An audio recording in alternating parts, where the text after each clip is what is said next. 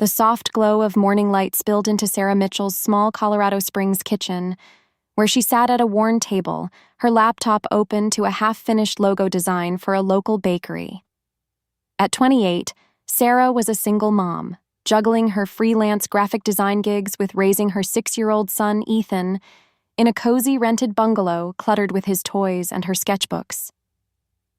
The faint hum of a neighbor's lawnmower drifted through the open window, but Sarah's mind was elsewhere, tangled in the pain of last spring's upheaval.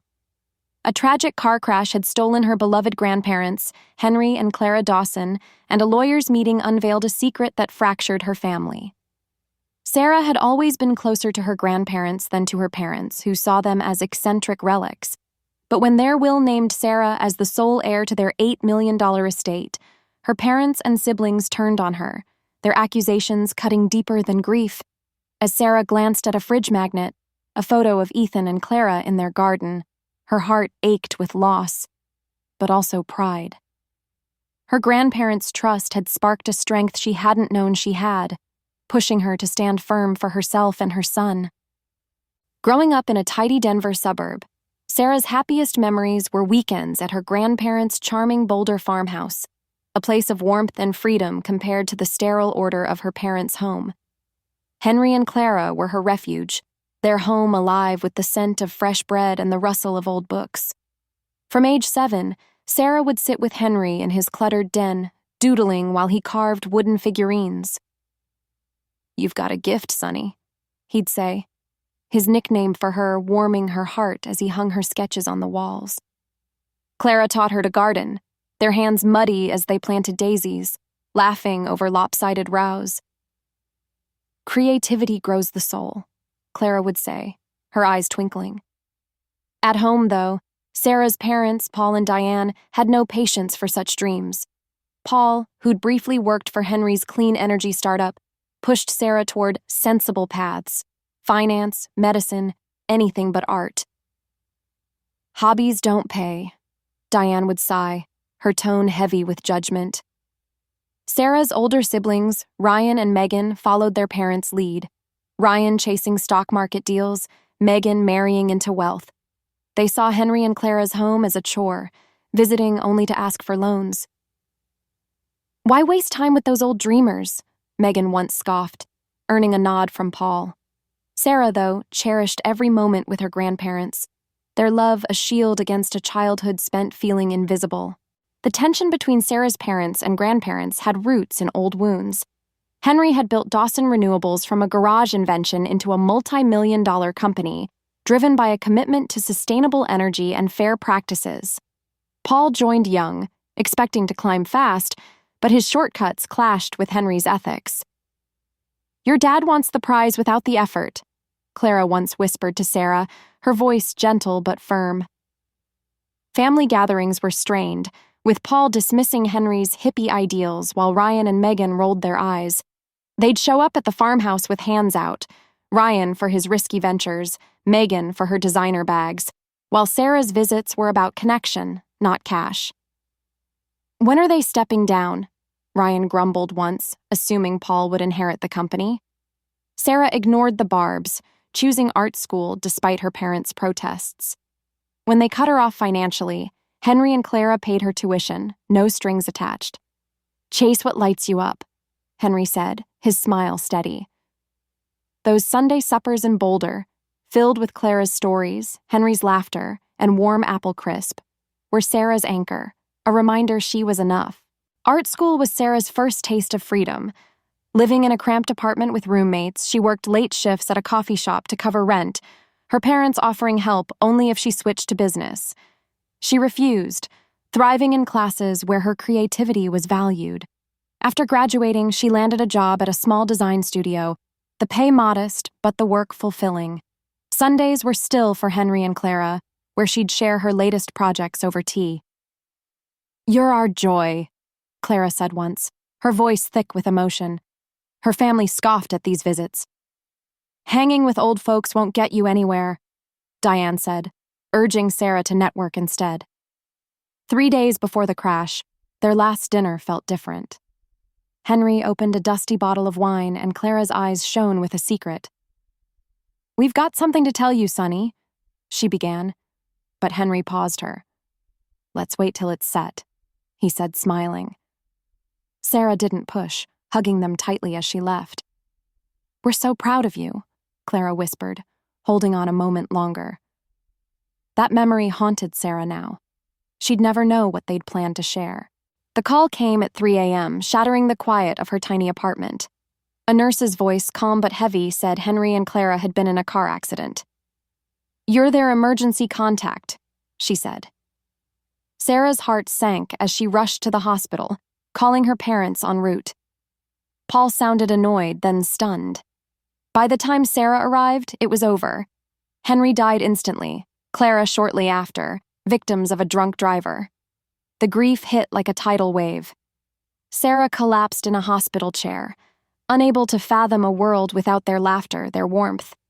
Her parents and siblings arrived, Diane's eyes dry, Paul demanding details as if facts could undo the loss. The funeral was a blur, Paul orchestrating a lavish service that felt more like a corporate event than a tribute. Sarah overheard him at the reception, talking to his brother about the company. "It's mine now," he said, sipping whiskey. They held on too long. Ryan cornered the lawyer about the will, while Megan mused about redecorating the farmhouse. Their greed, so soon after the loss, made Sarah's stomach turn.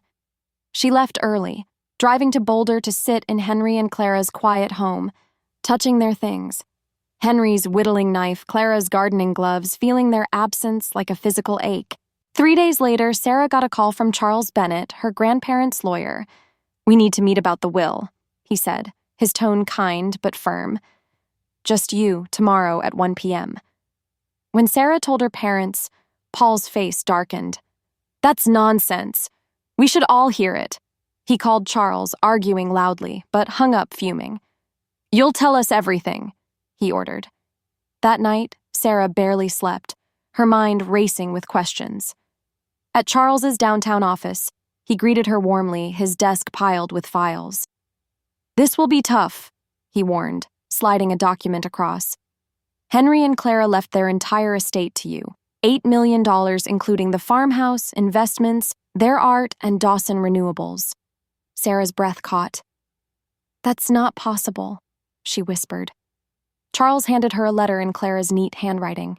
It read, "Dear Sonny, if you're reading this, we're gone, and we're so sorry. We planned to tell you ourselves, but this will must do. We chose you not to hurt anyone, but because you loved us without asking for anything. Your parents and siblings got our help for years, loans, weddings, ventures. But their visits were rare unless they wanted something. You gave us your heart, your time. This estate, $4.5 million in investments, $1 million in art, $2.5 million in company shares, is yours to honor our values. You owe no one. We love you. Always. Henry Clara." Tears fell as Sarah read, their trust both a gift and a burden. Sarah drove home, reeling, knowing her family would erupt. They were waiting in her living room, Paul, Diane, Ryan, and Megan, with her new fiancé, Todd. "What did Charles say?" Paul demanded. Sarah took a breath. "Grandma and Grandpa left everything to me. The house, the investments, the company." Silence, then Paul laughed, disbelieving. "That's absurd. You must have misunderstood." Sarah shook her head. "It's in the will. I have their letter." Diane's face crumpled. "How could they do this to us?" Ryan exploded. "What about my startup funds?" Megan whined.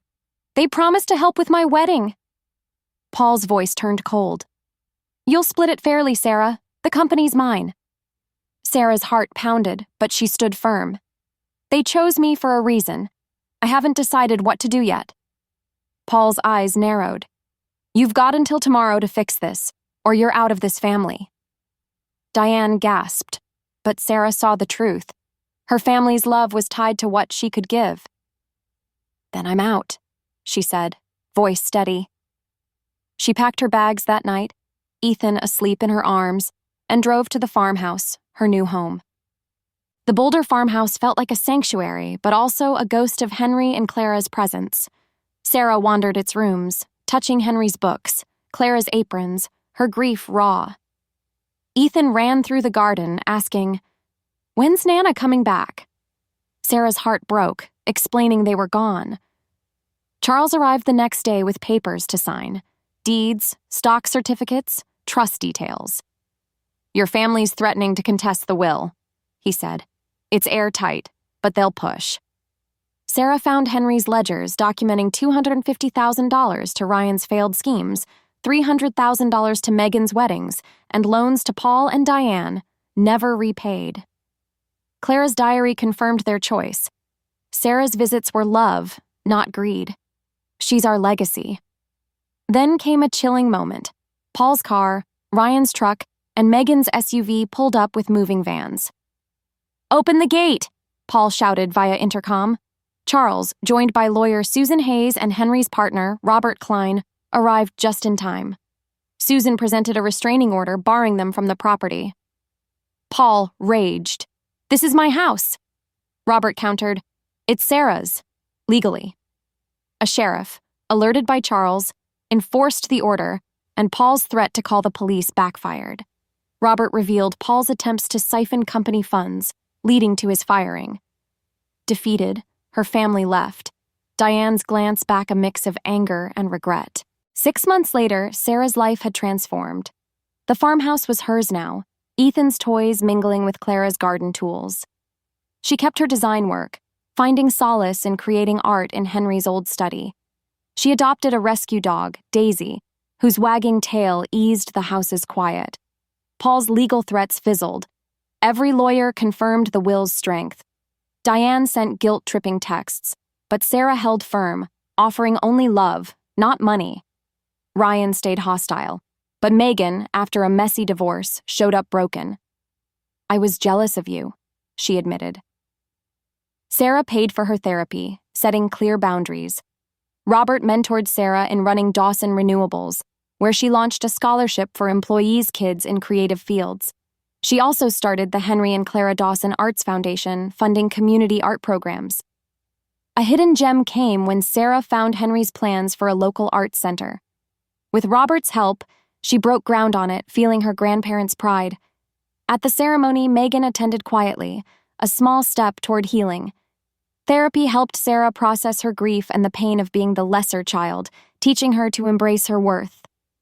Ethan thrived in the garden, and Sarah felt at peace, honoring her grandparents' legacy not just with their wealth, but with the love and courage they'd always seen in her.